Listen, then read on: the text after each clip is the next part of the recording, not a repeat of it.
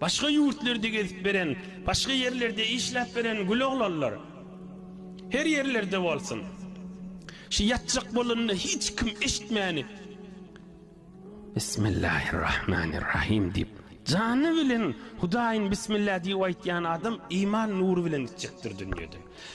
İman nurun dadıp hakikate yetecek adamdır. Ya şu uqus tutyança Allahümme salli ala Muhammed ve ala ali Muhammed. Sellim ala Muhammed ve ala ali Muhammed. Allahümme barik ala Muhammed ve ala ali Muhammed. Hiç kimin haberi yok, yönü bilye Hudayı bilen köpleşipti. Şu iman nuruna yetecek adam ya yeten adamda.